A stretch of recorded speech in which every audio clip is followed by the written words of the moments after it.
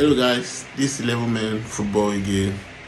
Um, this is a post-match reaction of the game, Champions League knockouts, Tuesday games. The first game was the game of Galatasaray versus Juventus. It ended 5-2 in favor of Juventus. What a very nice game.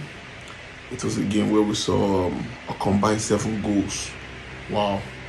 What a night for Juventus to come away in Turkey to play a game against Galatasaray and lost 5-2.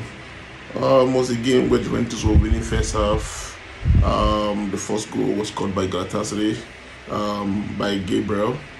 The second goal, which was the first goal of Juventus, was scored by Koopmeni. The third goal was scored by Koopmeni for Juventus, which gave Juventus 2-1 lead in the first half. The second half, Langs equalized for Galatasaray, and Sanchez scored also the winning goal, which made it 3-2.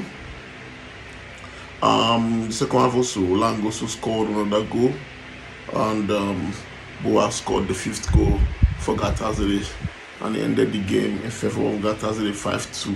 Wow. I don't know how this game was because I didn't see this Gala game. I only saw the live score, to be very honest. Moving to the next game is the game of Dortmund versus Atlanta. It was a game where Dortmund dominated in the first half and got their 2 goals in the first half because the game ended 2-0. The first goal was scored by Guirassy, and the second goal was scored by Bele, also assisted by Guirassy. The second half ended 0-0, and it was a conclusive 2-0 in favor of Dortmund. Massive congratulations to Dortmund.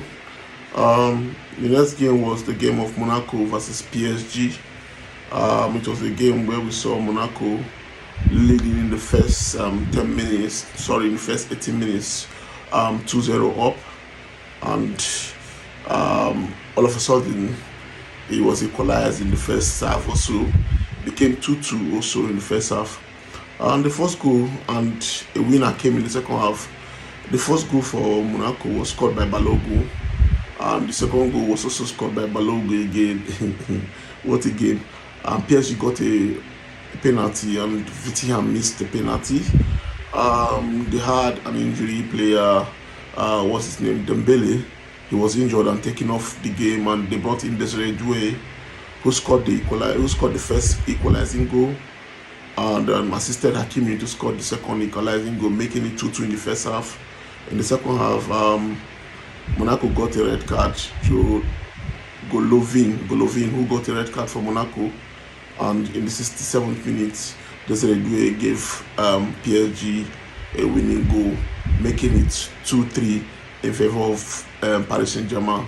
Congratulations to Paris Saint-Germain for winning that particular game.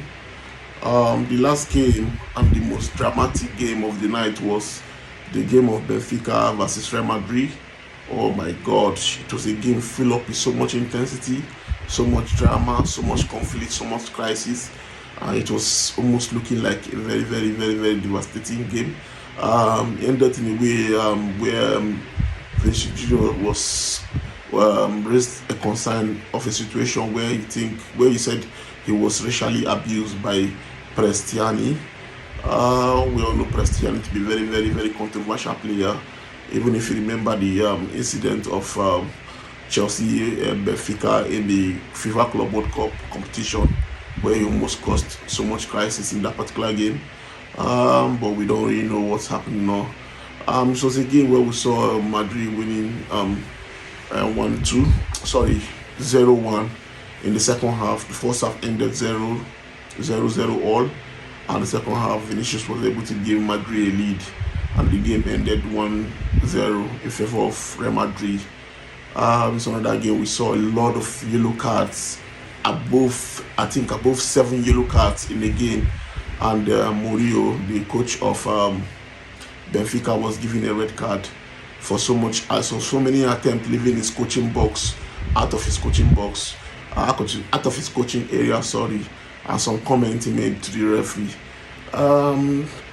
For the racial abuse, It's still under investigation by the UEFA committee, so we don't know what's happening yet. But if that was racial abuse, in my opinion, I think Prestiani should be given a long time ban with so much fine to pay. We don't know what's going to be like for now, but let's watch and see. Give us your take, and I'll be in the comment section. Bye, guys.